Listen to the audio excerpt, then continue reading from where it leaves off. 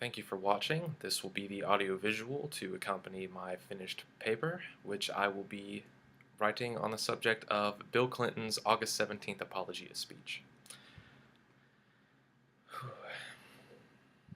The events which transpired.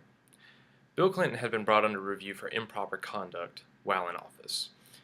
Investigations and depositions into his affairs brought to light that he had been making numerous liaisons with one Monica Lewinsky. The deposition proved to be more harmful to Clinton's reputation than initially thought. And to this day, the Clintons live with this mark on their reputation. However, Clinton did something that not many are brave enough to do. He stood before his countrymen and presented his side of the events, asking not for forgiveness, but for the attitude that he would be the one taking the responsibility, and not the American public throwing the responsibility onto him.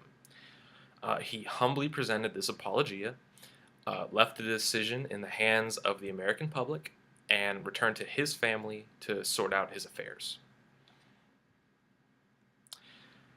First, I would like to look at the situation from the rhetorical standpoint of the speech itself, and then what effect it had on the United States within and without its borders. Clinton is a genius at establishing common ground. This is evidenced in his several appearances at peace talks around the world and his skills at negotiation, saving two girls at the hands of terrorists some odd years ago.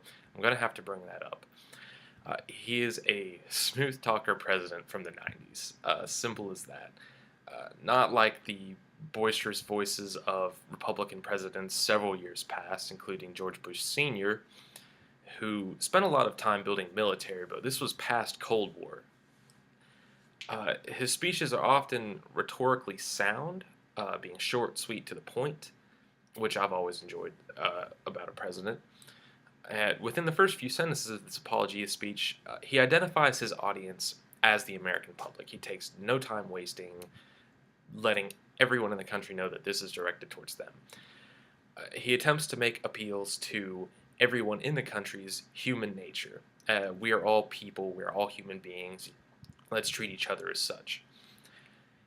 He doesn't beg for forgiveness.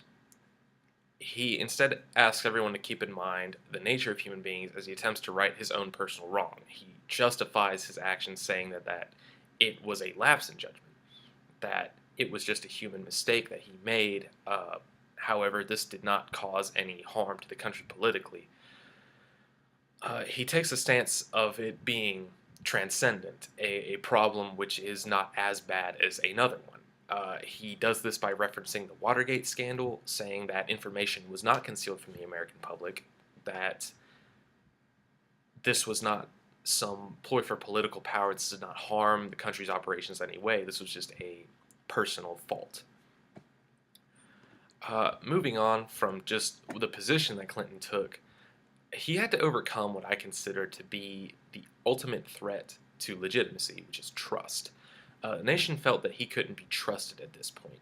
His identity was the strong, well-meaning president that cared more about his people as opposed to his military. Like I said, this was post-Cold War.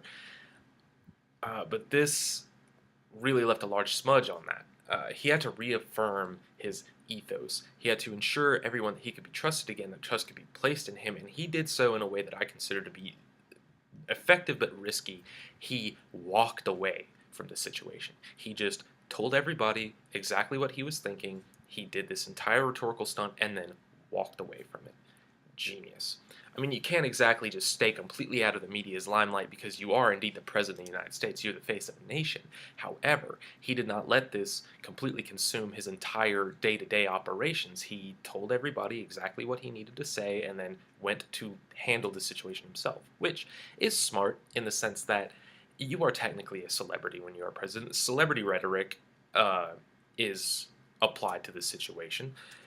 He needed to spend more time out of the limelight because you are risking more media spin on your actions.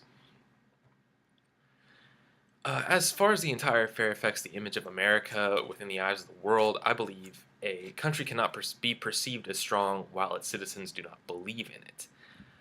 The entire situation opened the public's eyes to the fact that much more happens behind closed doors than we go blissfully unaware of.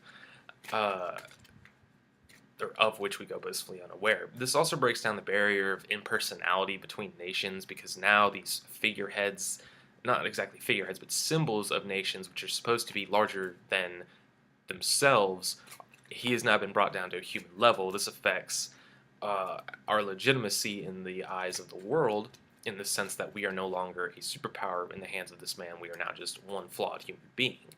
We have to be more than that. But that is a matter of politics, not a matter of rhetoric. The matter of rhetorics I will go into much greater detail within my paper. I hope you all have enjoyed this small presentation, that you are all excited to read my paper, and I'm looking forward to providing the finished product. Have a blessed day.